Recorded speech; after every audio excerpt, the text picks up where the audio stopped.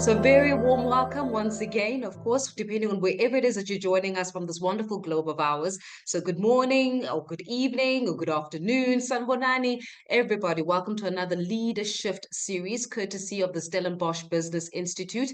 My name, of course, is Faith Mangope, and of course, it is my absolute honor and a privilege to be with you for this particular LeaderSHIFT series once again. Just a reminder for you that here at SBI, we really do pride ourselves on designing and executing customized executive learning education and learning with intent. So it is all about learning with intent. And for us, really, it is all about shift and impact in leadership. And I promise you now, when it comes to this particular conversation that we're going to have this afternoon, it is all about shift and impact in leadership. We're really going to be hearing from the best. So welcome everybody. I do see that many of you are putting into the chat box in terms of where you're joining us from. It's wonderful to have you. Just a reminder for you as well that please make use of our chat box so that you can ask any form of questions that you may have, or perhaps even make commentary during the course of our discussion. It is so important that you're a part of it all, and we really are looking forward to integrating some of your questions into some of the discussions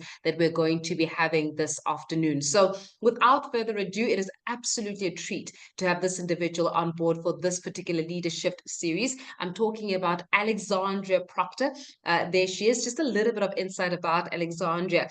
She became South Africa's youngest startup tech wonder kid, and during her annual break from UCT 2018, she came up with the idea of Digs Connect, which is deeply affected by the violent student protests, obviously, which swept through university campuses in 2016.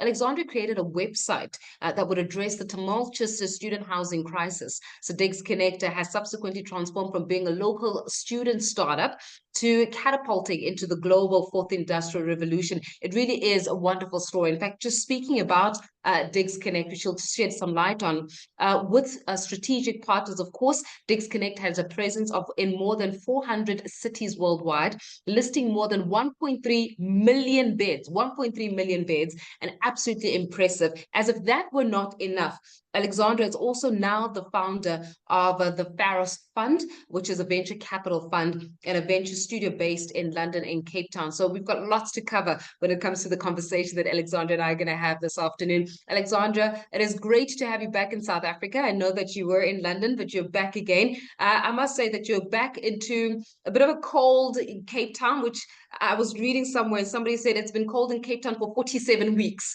So it's over now. But welcome, of course, to LeaderSHIFT series. And it's absolutely, what an absolute pleasure it is to have you. Thanks, Faith. It's really good to be here. It's really good to be home again. It's definitely a bit nippy, but skies are blue and it's just wonderful. So I'm really glad to be here. Well, let's talk a little bit about, the background as to who Alexandria is. I mean, we'll get into the work and the business and the like, but just having to read a little bit about your profile and getting to know you, I mean, it is just absolutely, fascinating and how you do it all. But just give us a little bit of background in terms of who Alexandria is. So I'm from the Eastern Cape originally, born, raised, whole family's there, very much an Eastern Cape family. And yeah, I guess from there, went to boarding school, Grahamstown, did a gap year where I bought a one-way ticket to Mumbai, and just kind of figured out my way from there. It's quite amazing. I went up to the north of India, which is beautiful. Went to the Far East, then South America, came back, UCT, and then started my company. I think that's when things start getting a bit exciting from when I started getting involved in startups. Yeah, I mean, we're going to be talking a little bit about vitality, especially when it comes to the digital space, and also looking at vitality and technology. But just talk to us a little bit about the conceptualization, because you're very much part of this conceptualization of Digs Connect. I mean, we're talking here about what 1.3 million beds that have been provided, 400 cities, worldwide. Something that is absolutely profound. But when did it all start, and how did it all start for you?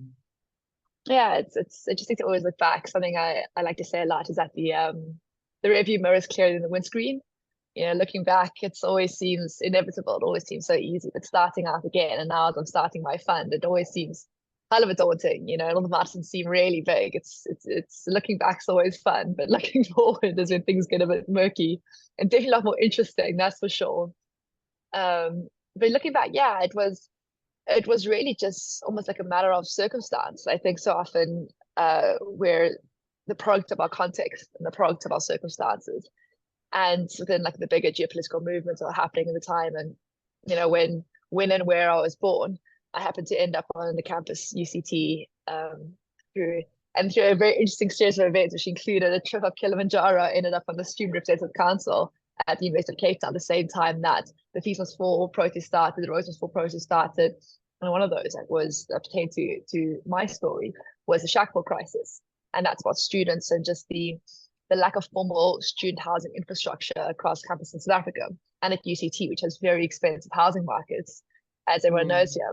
And as a problem that landed on my desk, that was the issue at the time. And what's interesting looking back is I think a lot of people, and I imagine especially maybe attendees of this, of this call or of this fireside chat that we're doing, want to build great businesses and think, I want to do something amazing. I want to build a great business. I want to change the world. I want to be, build a unicorn.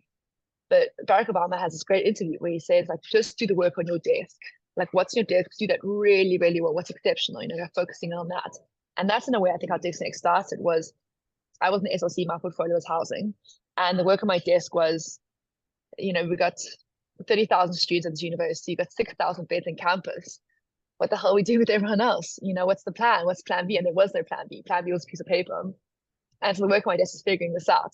And the solution that I just came up with to figure that out ended up being kind of, I guess, the story of my life for the last 6.5 years before I left the company. So that was exactly it. I was just on campus. I was in the FLC offices and students hadn't been places there.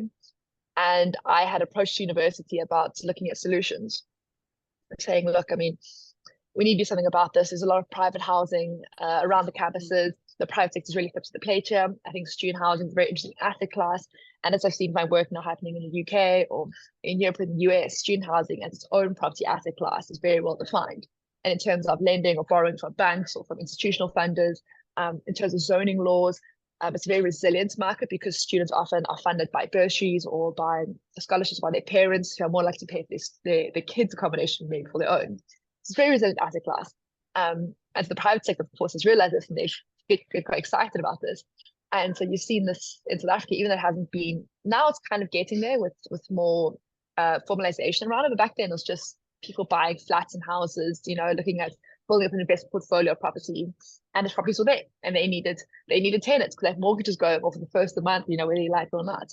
On the other hand, you had students that were funded that had their NSFAS funding, which was fantastic. We had this incredible idea that let's get this up and going. Let's get, let's fund students. Let's break the bonds of poverty.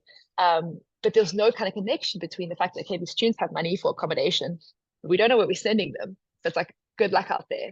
And that just wasn't good enough. And as we saw with students then getting so frustrated that they just was grasping moves of protesting. And I happened to be in the middle of that, I guess. So it was just, I guess, right place, right time, and decided, kind of whatever, I'm going to build myself. I'm not going to keep waiting around because the university's not doing anything about it. The government's not doing anything about it. I'm going to do it.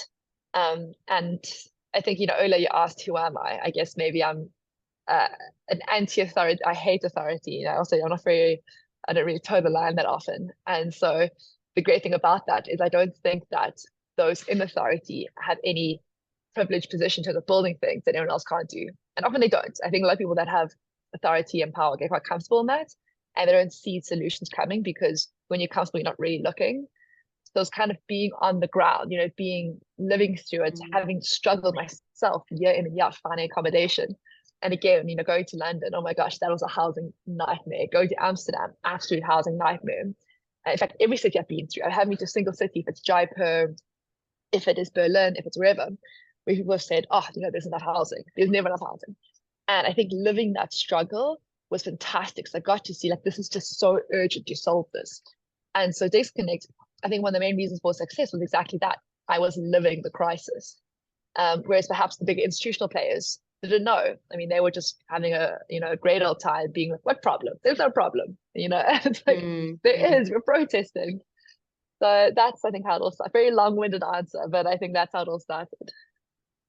It is not long-winded at all. In fact, it gives us a little bit of offshoots as to where to go with this conversation. And I think that more than anything else, when it comes to the tech space, in often cases, entrepreneurs and startups are often encouraged to identify a problem to be solved, and how then do you start believing and having and putting together those partnerships so that we are indeed able to solve some of these problems that are confronted with in a space, in a country that is saturated with problems.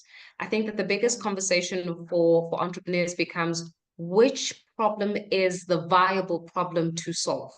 Because there are many problems, but there are certain problems that you can solve that can be profitable in the long run whilst making a difference. So from a leadership perspective, and perhaps I love it, the best kind of sight is hindsight, but from a leadership perspective, how then do you start identifying which problems to solve that will not only give a long-lasting impact, but will also be profitable? That's such a good question. I always say to people, actually, I started a YouTube series on how to build a startup because there's just so much just like knowledge I've kind of gained from just doing this day in and day out and the struggles. And the first thing definitely is finding the right thing to work on. And as you mentioned, we live in a country, we live in a world where there's no shortage of problems or people complaining. People love complaining, about the problems that we have. And you look around, and I think just in one's own life, be like, what really sucks? What thing just drives you absolutely mad? And you think, gosh, I would pay any amount to have this done. Like, what is that value exchange at its core? Because that's what business is, value exchange. Like, an issue in your life that you absolutely can't stand, that enough people think can't stand that issue, and that you feel like you have some sort of unfair advantage to build the solution to do it. And often, I mean, like, you don't necessarily have to know how to do it. Like when I started Digs, I didn't know how to code. I'd done like a bit of computer science for like a year or two, but well, a semester or two. But most of it I actually learned from doing YouTube videos. I wanted to build a platform, so I just watched YouTubers and did it. So, but the unfair advantage was that I was a student. I was living the crisis on campus. I was part of that network, and my experience was being on SRC. So I think that's like picking a problem that you just, what can't you stand in your life? You living, you have a very good insight then into the customer because you are the customer, or you're just very close to the customer, because you want to build with your customers, not in isolation from them. What do you have a bit of an unfair advantage? And then zooming out of it, is this a market size that's big enough? Like, is there actually room for this to become a unicorn company? Could this be $1 billion company? Whereas now the work going on is a decacorn company. Could it be a $10 billion company in this market, or is the market too small? For example, one thing I learned with student housing is that even though there's a lot of students in South Africa, there's not a lot of money in this market. Students aren't a very wealthy class of consumers. Looking at, they haven't started working yet. They're living on grants. They're living on, hustling for a 20 rand here and there to go, to drink or to buy the cigarette. But he said, like, it's a very cash constrained class. But then you have to go for volume. But then we started working in other countries. We started in Europe or the UK or the US. You have a lot more wealth in those markets. So I think really having a deep understanding of, who's your customer, how much financial kind of flexibility do they have? I mean, are you going into grudge spending, which you don't want to do grudge spending? So like, has to pay that. I don't want to spend this money. Or is it like almost like a pleasure spending? Like, I really want to spend this money. Please take my money. Like, I would, I could really put a value on this. That's quite high. And the other thing I'd say is to really care about what you're doing, to really enjoy the work. You don't want it to be, I mean, building business is fun, definitely across multiple sectors, but if it's a problem or a sector or something you don't really care about, you're not too interested in it, it's going to feel like a slug. And because it's going to take a lot longer than you think, it's not like they also say it takes 10 years to get an overnight success. It's exactly that. It's only as you start, like, it really takes a long time. And if you are getting bored or you're getting restless or you don't actually care that much, or you're seeing on calls and you're just like, get me out of here, you're not going to be able to go the distance, because also, why should you? Life is short and there's a lot of problems to work on. If you're sick of this, you shouldn't be doing it. But if you're passionate about sports, or you're passionate about skincare and makeup, or if you're passionate about manufacturing or logistics or mining or whatever it is, I think go into that, follow your interests. What do you do in your spare time when you're not being paid to do that?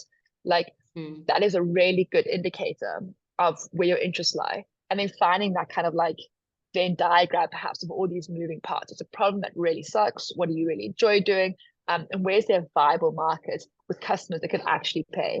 Because at the end of the day, if you're not going to have paying customers, then you're building a charity, not a business. Yeah, absolutely. And a lot of, especially when it comes to startups, the biggest conversation you often hear is, I've got the plan, I've got the idea, I've got the know-how, I've got the trajectory, and I've got the projections, but I do not have that individual who's able to invest in my business, or those individuals that are able to take a chance on my business. and I love the fact that you've just gone into, venture VC, and venture capitalists, because it speaks significantly to that. A lot of entrepreneurs have got the idea, they've got the passion, Alexandra, they've got the zeal, they've done the market analysis, they've done the research. What they need is somebody to value or to take a chance on their businesses. Because I often say people don't invest in business plans, people invest in people. So how then do we start, those conversations, and how do we locate them? How do we find the people who are zealous enough or enthusiastic enough to uptake when it comes to some of these ideas? I'd say that 9 times out of 10, it's more the question of resourcefulness than resources. I think what I always encourage people to do, and which advice I wish I'd taken earlier on, is delay taking on investment until the very last, until you absolutely have to, and even then try waiting even longer. Once you take on other people's money, you have a massive responsibility. I think especially young founders. I mean, we took on venture capital when I was 24. I went from being a student to suddenly having 12 mil in the bank. And no matter how wise or considered or your best mentors you have, you're going to make stupid mistakes. You're going to be, hiring before you're ready. You're going to be marketing products that aren't quite ready for market. You're going to be expanding to new markets. You haven't a proper, you just, more often than not, you don't actually need it. You really can start small, start hyper focused, have a beachhead, pick your niche and go big in that. And within, within that niche, you don't have to often expend a hell of resources to kind of prove a concept. So I think often when I speak to founders, they will have, be at the ideation stage or the concept phase, and they've done a lot of documents, but they haven't done any of that. They haven't spoken to customers, they haven't done MVP, they haven't started validating it, even doing the kind of the manual work. I mean, often there's a saying at Y Combinator, there's few things that don't scale. What can you prove using just obviously things that you can't build a $1 billion company using just your time, and running around, but you can validate that there's actually a business there that people want to pay for that. A good example of this is, I think it's DoorDash is the company. And when they started, literally now it's worth a fortune. I mean, it's a huge success. They do deliveries. And when they started, literally it was a couple of college kids who took a PDF and put it on a website, and that was it. They would go get themselves or do the deliveries for things. And that is not a scale. It was just 3 guys running around. That's not a, that's not a tech base. That's not a startup. That's a small business. And that's something that's worth billions. That's a bit of a mom and pop shop, which is cool also, but different. But they did that to validate that, hey, actually, it's a huge market. We've got so much demand. We are getting, our phones are ringing off the hook. We are getting so many orders. We need to process this in a better way. And I think that stage is so because you validate. People are trying to rip your product out your hand. They're like, we really need it. And you do it in a manual way. Then you take that to invest and you're like, look, I'm not coming to you with nothing. I'm coming to you saying that over the last year, we have been inundated with requests from customers and clients saying, please, can we have your product?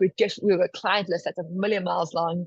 We can't keep up with demand. But I can say right now, if we had, 20 more employees that are doing X, Y, Z, if we had a platform that could process these sales, if we had a manufacturing plant that could churn out these bags, if we had whatever, that all these customers that have been paying us for the last year that are pouring demands in could then take this and we could 100x for the next year.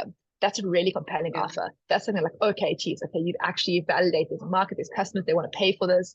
They are telling their friends about this. The brand is well loved. Also, it shows the entrepreneur is a hustler because your brand is about the people. If the market sounds big enough and the founder is an absolute hustler, he's willing to do the slog, get involved, not make excuses, get stuck in, that's a really good sign. So I'd say even with the fund I'm doing right now, it's definitely you start a fund and everyone's like, okay, go to LPs and raise funding. And you can spend definitely, the next 2 years going to LPs being like, hey, here's my thesis, here's my experience, whatever. Or it's like, I'm going to go all in on myself, maybe put an angel syndicate or an SPV. And over the next year, prove that other startups I'm investing in right now, I can get a really great return. I know how to manage money off the back of this. I will do what I've done before. So I'm not making you promises. I'm just showing you my track record. And this is the rocket that's going. So get involved and actually keep going. And the same with startups is that as soon as you're begging for money, then you need to step back and get back to working your business. People should be coming to you saying, oh my God, please can I give you money. Please can I get involved. You should be attracting, not chasing. And the only way you can attract is by working on yourself, on your thing, working on your business. People are like, geez, this business is going places. Or this fund is going places, or this whatever, but if you're knocking on doors, investors are like, and often even if you are doing amazing, we're still going to get investors that aren't going to be impressed, but it should be more of an equal match than you just being like, here's my piece of paper, please give me money, as opposed to here's the track record. If you want to get involved, we've got a tiny percentage left in the round. You've got 2 weeks to get back to me or it's out. And I love it. You should not be chasing money. Money should be chasing you, because that's Exactly. how refined and that's how attractive your business model is.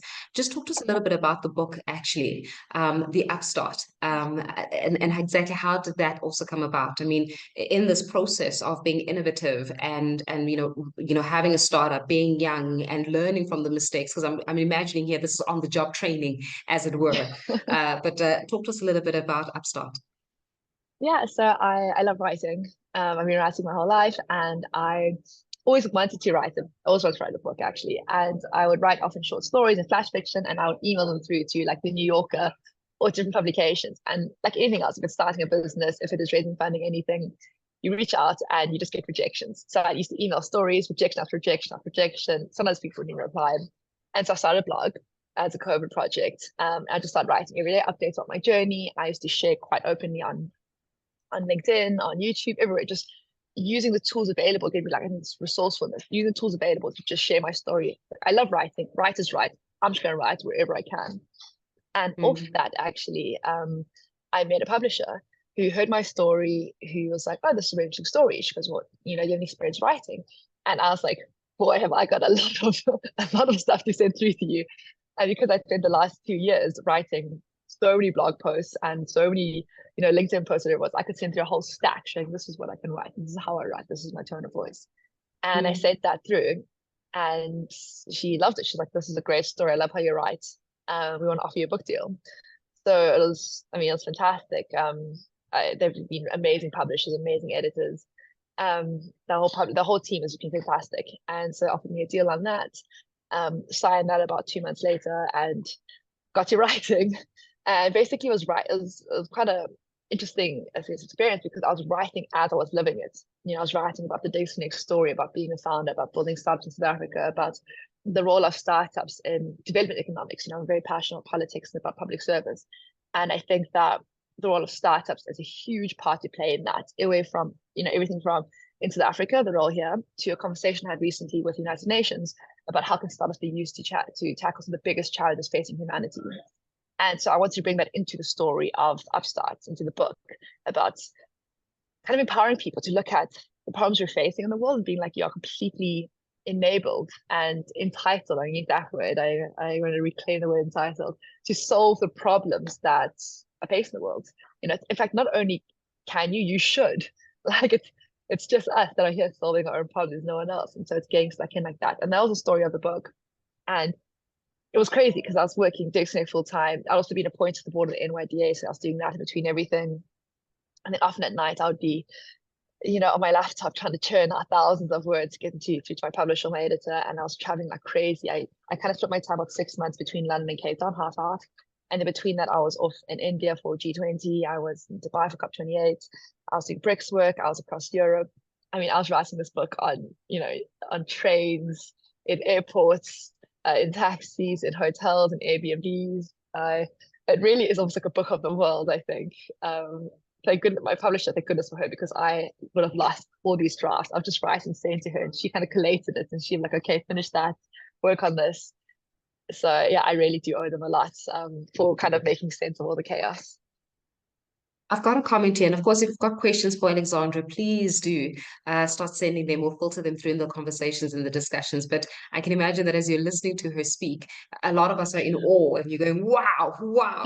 And we're going to go into some of those wow moments in just a while. But we've got one of the comments that is coming out here. I think is it from Nico? I'm not necessarily too sure. I don't see the name. Wow, here we thought that launching an app catering to student emotional wellness with 16,000 subscribers in month one was fantastic.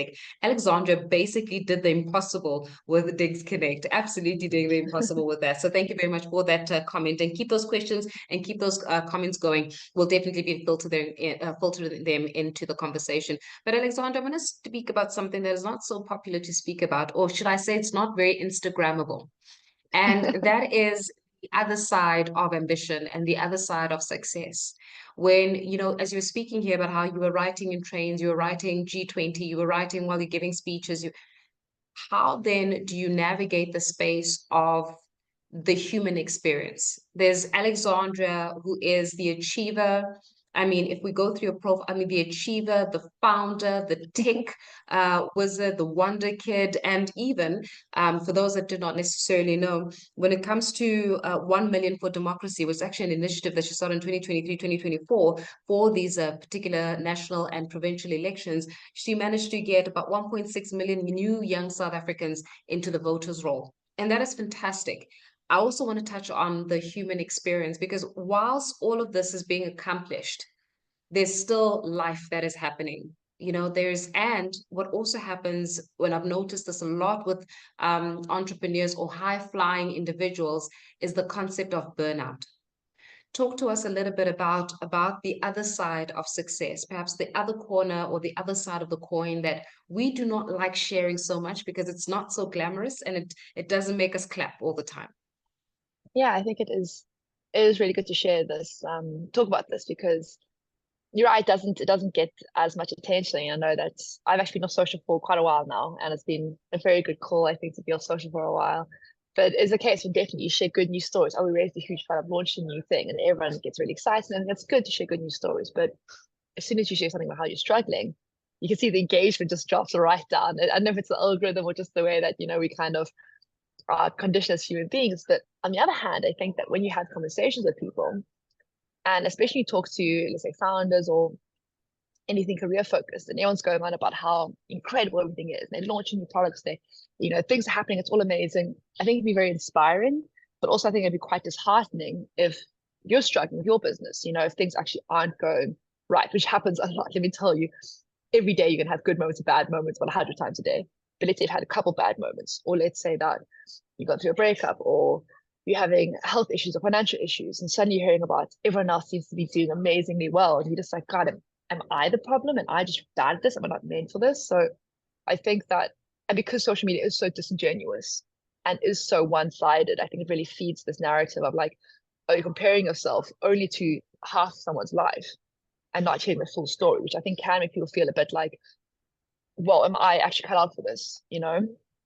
Because the truth is that it is tough, and there is real life behind all of this. I know just in the last few months, I mean, in my own life, it's been really hectic. I had to move house unexpectedly, and moving is quite traumatic, actually. Yeah, very unexpectedly, and so I ended up having to.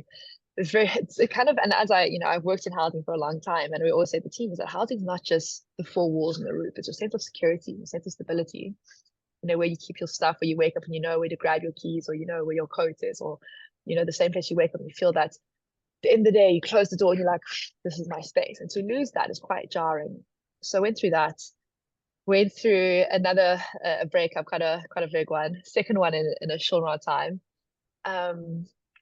And then also, the transition I did, I left my company that I built from the ground up with an amazing team, started a new thing, which was also really exciting, but also quite a jarring experience.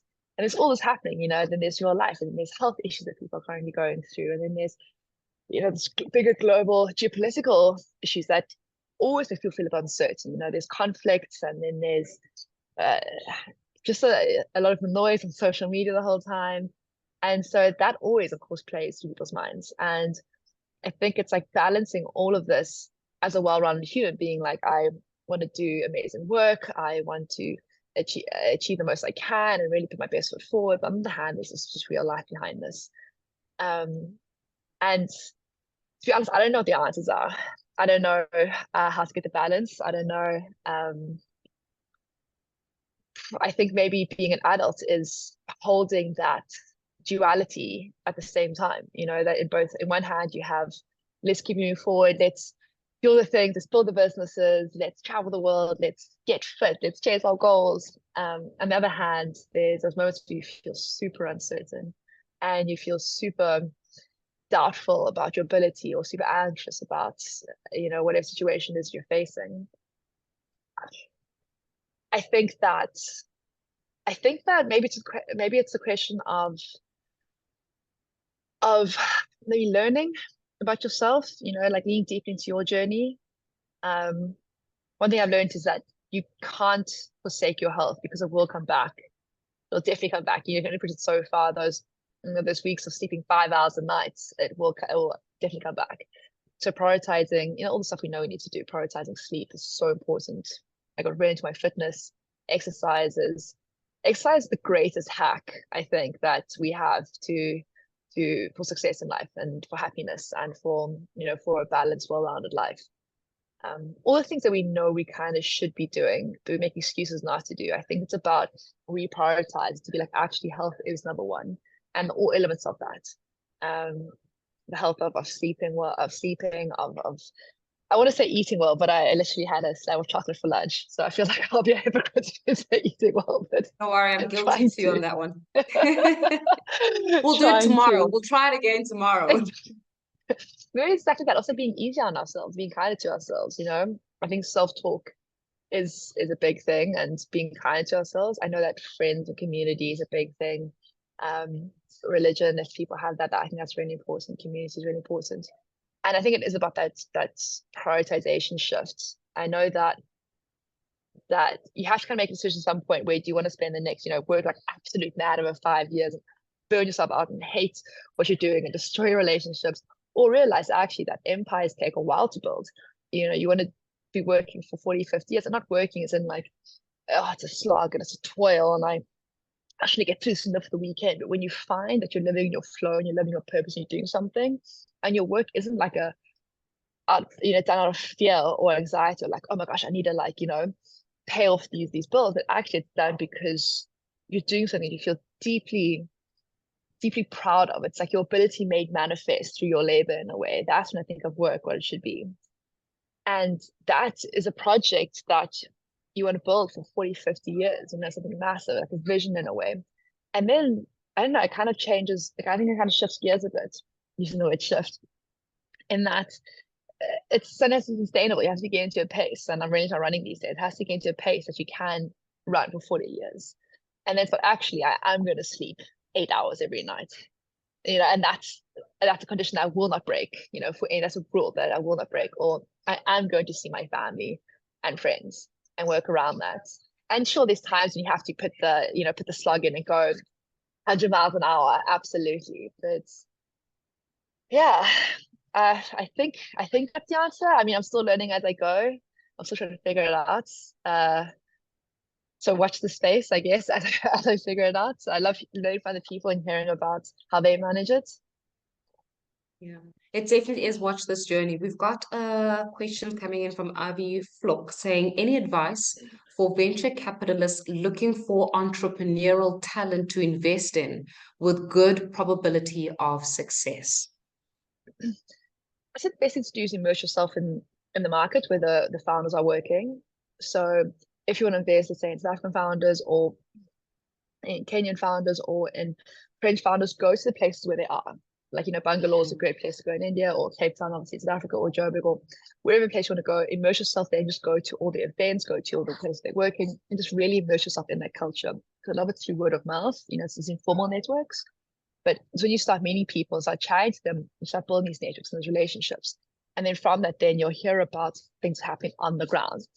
Also, if you're working on the ground, if those founders are solving problems on the ground, you'll have a better grasp of the problems they're solving. And I think you can also make a more informed decision then about where that business is viable, if the model is viable.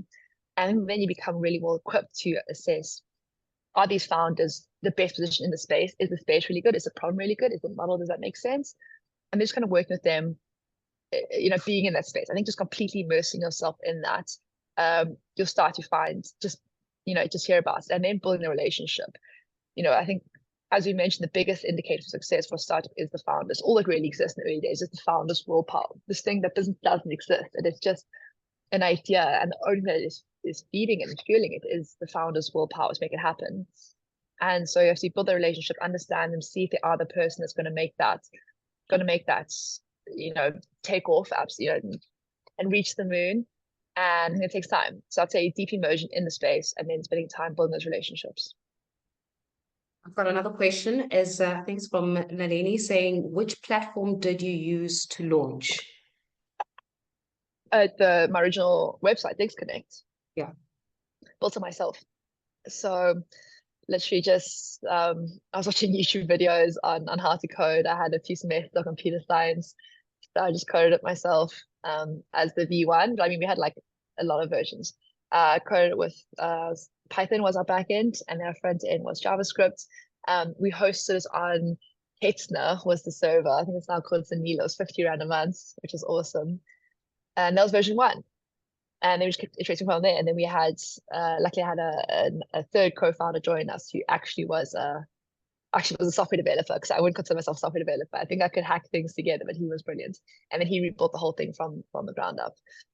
So the self-developed. But I mean, nowadays I wouldn't recommend doing that. There are so many great no-code or low-code tools to use. WordPress is obviously very well known. Squarespace is fantastic. I think you can validate a lot of ideas just using Squarespace.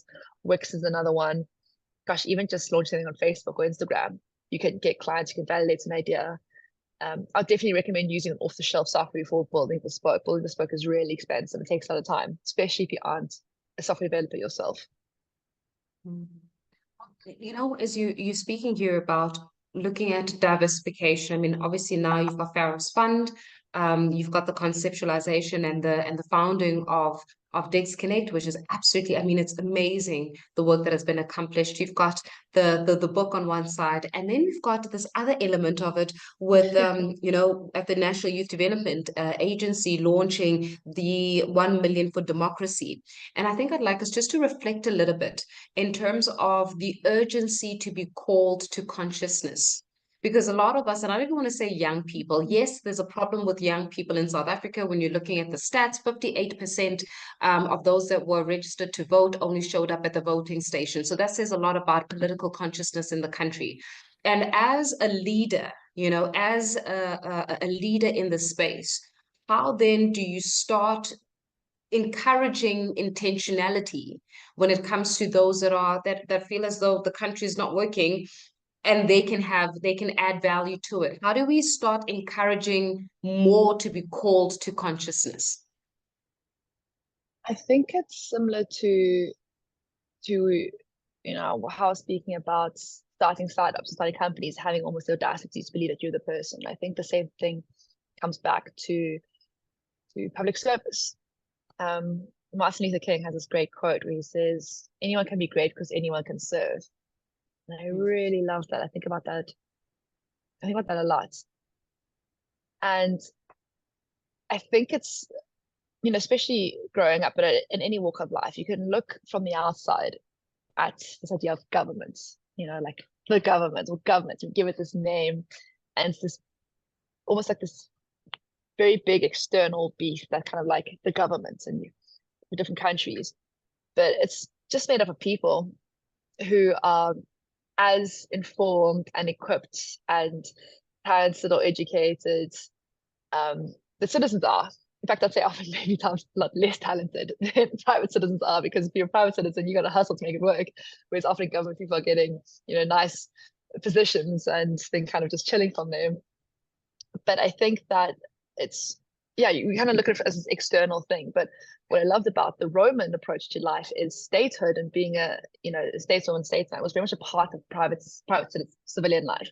Like you got involved as like a course of duty. And I think it's the same thing about, you know, saying to everyone, to all citizens, that public sector life should be a part of your duty as a citizen. It's not removed from you. You know, like you can never take your rights for granted. I mean, as we saw, like freedom, like it's not, you know, freedom, equality, all these incredible gains that we have in our civilization, it's not a given. You know, for most of human history, the idea that all humans were free and equal and had a right to life and right to own property, that was not the norm. People had fought and died, millions upon millions fought and died for the rights that we take for granted, especially generations that grew up with that. They just, oh, I'm not going to vote. What's the point in voting? I'm like, what's the point? Because everything you take for granted is not, you know, not the norm. That's because people die for that and they fought for that. And it's this incredible thing. And every, you know, freedom, equality, these rights, that they are a right, but they're not a given.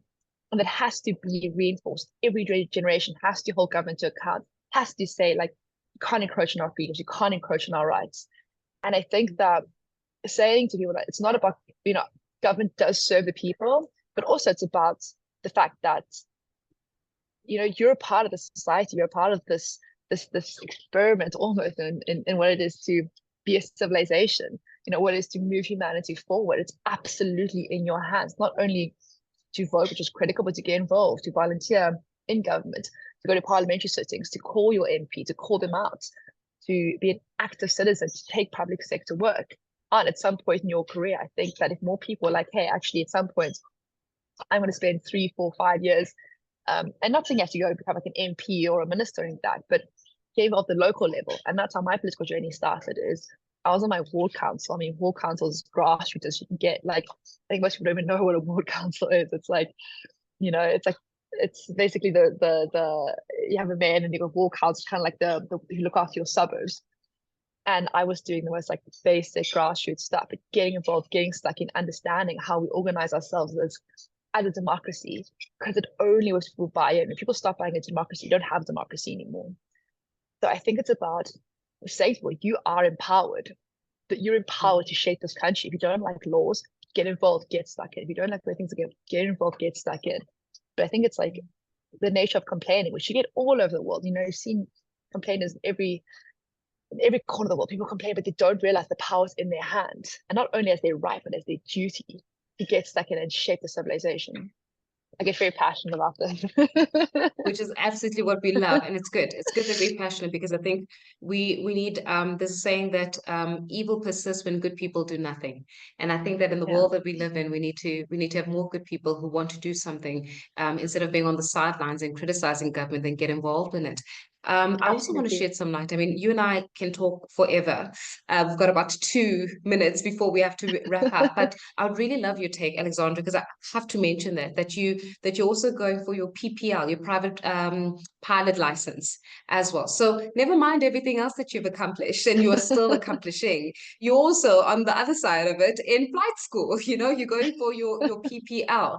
Talk to us a little bit about the diversification of women and what it means to be a leader who happens to be a woman, and the perhaps the expectations, demands, and even the slight critique that is placed on you, or expectations that are placed on you when you're pursuing all of this. But at the same time, there's still, with the gender dynamics and the gender norms that have perpetuated in a patriarchal society, sometimes that comes back to you even unexpectedly. Yeah, that's a very good point. I think that I'm such a loud, brash, kind of bull in a china shop person that I never really noticed. I never really noticed too much. Perhaps people were trying to exclude me or shut me out, but I kind of forced my way into to almost everything I wanted to do. And I think reflecting on this, I think there's definitely lived experiences that women have where that is true. But I think perhaps my opinion on this is it's more of a class issue than necessarily a gender issue. I think that if people are struggling financially and don't have access to those kind of like networks, or that kind of, the networks and the ease that money allows, I think that then those differences become a lot more stark. I think that it's more of a question of wealth inequality. And I think that wealthy individuals, wealthy women, or women who grow up in privilege, and I think it's very fair to say, it'll be disingenuous of me to say I didn't grow up in privilege. I went to a fantastic school. My parents were very generous, and I never, had debts. I never had to worry anything. I went to school where I left with networks, and perhaps that's why I didn't feel it. And I can also say perhaps the girls who at my school had every opportunity in life.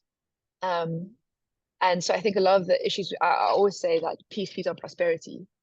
And I think that when people have come from privilege or comfort or ease across the world, that isn't felt so much. So I think that there's definitely a conversation to have around the gendered lens, but I tend to shy away from wanting to create divisions. And I think it's more of an issue of how do we create more prosperity? Because I think that when it comes to poverty, I think then it's definitely an issue where I think women are more disadvantaged in areas where there is poverty, because then I think that there's additional risk placed on them. I think there's additional burdens placed on them. I think the question then, instead of, helping perhaps one gender or the other, it's how do we lift up everyone out of poverty to a place where actually there's a degree of prosperity where a lot of those boundaries break down. Because once you have access to resources, then you kind of are very empowered to build your own solution. I think it would be, I think, yeah, I don't know if I could say, I could genuinely say that, certainly there's been cases where perhaps I felt like, oh, maybe, I was treated or like looked down upon, in certain situations. But also I feel like I'm empowered enough because of the privilege I've had growing up that I could just do it myself then. If someone felt they're excluding me, I was like, cool, I'll build myself. I'll do it, I create myself, or I'll just bully my way in some way, or I'll just punch my way through those doors that try to, get closed in my face. But I think I felt empowered enough to do that. And perhaps women who had grown up in a more poverty-stricken environment didn't have those opportunities. So I think it's a big topic to discuss. There's a lot to unpack there, and there's definitely different lived experiences. But I think personally, I view it more through wanting to see a poverty alleviation lens than strictly a gender lens.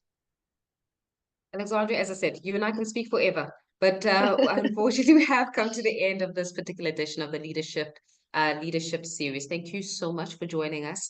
Thank you for your insights. Thank you for your sharing. Thank you for your authenticity within which you met some of these subject matters. I think that we all can walk away with something. If not, we all can walk away feeling quite inspired by what you shared. And I'm gonna share another quote because I think I'm just rambling with quotes today. You really are the personification of it. Often seems impossible until it's done. And these are the words that were said by the late Dr. Nelson Mandela. So I really do wish you all the best, and thank you so much for your contribution towards this afternoon's discussion.